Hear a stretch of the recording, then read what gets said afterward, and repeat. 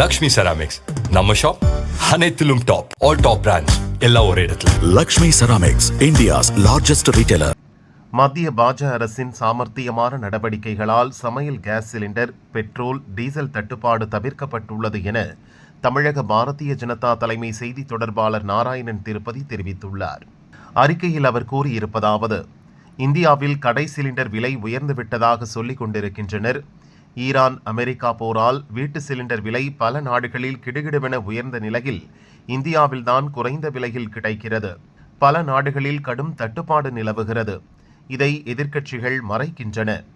விலையை விட தாராளமாக கிடைக்கிறதா என்பதே மிக முக்கியமானது. இந்தியாவில் கடை சிலிண்டர் 3000 முதல் 3300 ரூபாய்க்கு விற்கப்படுகிறது. பிரிட்டன், ஜெர்மனியில் இந்திய மதிப்பில் 4000 முதல் 7000 ரூபாய், ஜப்பானில் 5000 முதல் 8000 ரூபாய், சீனாவில் 4000 ரூபாய் வரை விற்கப்படுகிறது. கடந்த 2014 இந்தியாவில் 11 கோடி குடும்பங்கள் மட்டுமே கேஸ் சிலிண்டர் பயன்படுத்திய நிலையில் பாஜக ஆட்சியில் 2 மடங்கு அதிகரித்து 33 கோடிக்கும் அதிகமான வீடுகளில் கேஸ் பயன்படுத்தப்படுகிறது. மத்திய பாஜக அரசின் சாமர்த்தியமான அசாத்திய நடவடிக்கைகளால் மட்டுமே சமையல் கேஸ் சிலிண்டர், பெட்ரோல், டீசல் தட்டுப்பாடு தவிர்க்கப்பட்டிருக்கிறது. இல்லையெனில் மற்ற நாடுகளில் மக்கள் சந்தித்து வரும் இன்னலை இந்திய மக்களும் சந்தித்திருப்பர் என்று அவர் கூறியுள்ளார்.